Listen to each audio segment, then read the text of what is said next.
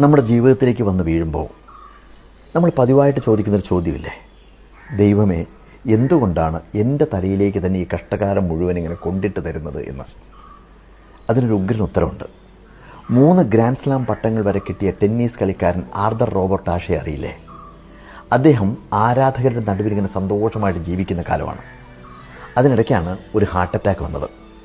സർജറിക്കായി രക്തം കയറ്റിയപ്പോൾ അണുബാധയുണ്ടായി എയ്ഡ്സ് രോഗം പിടിപെട്ടു. പത്രങ്ങളൊക്കെ അതൊരു വലിയ വാർത്തയാക്കി.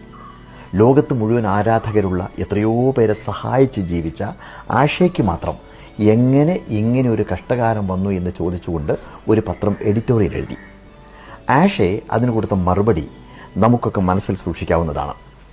ലോകത്ത് ഏകദേശം 5 കോടി ആളുകളെങ്കിലും ടെന്നീസ് കളി പഠിക്കാൻ ആഗ്രഹിക്കുന്നുണ്ടാവും.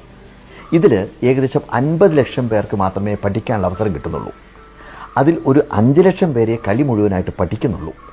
അതിൽ തന്നെ ഏകദേശം 50,000 പേർക്ക് മാത്രമേ ഏതെങ്കിലും മത്സരത്തിൽ പങ്കെടുക്കാനുള്ള അവസരം കിട്ടുന്നുള്ളൂ.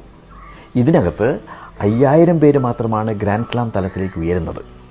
ഇതിൽ ഒരു 50 പേർ വിംബിൾഡൺ മത്സരത്തിന് അർഹത നേടുന്നു. 4 പേര് സെമിയിലെത്തുന്നു, 2 പേര് ഫൈനലിലെത്തുന്നു. ആ ഫൈനലിൽ കപ്പും കയ്യിൽ പിടിച്ചു നിൽക്കുമ്പോൾ ഞാൻ ചോദിച്ചില്ലല്ലോ ദൈവമേ, ഇത് എന്തിനാണ് എൻ്റെ കൈകളിൽ മാത്രമേ ഏൽപ്പിച്ചു തന്നത് എന്ന്. അതുകൊണ്ട് ഇപ്പോഴും ആ ചോദ്യം എൻ്റേതല്ല, നിങ്ങളുടേത് മാത്രമാണ് എന്നായിരുന്നു മറുപടി. ഗംഭീരമല്ലേ അദ്ദേഹത്തിൻ്റെ മറുപടി? നമുക്ക് മനസ്സിൽ സൂക്ഷിക്കാവുന്ന ഒരു ഉഗ്ര മറുപടിയാണ്.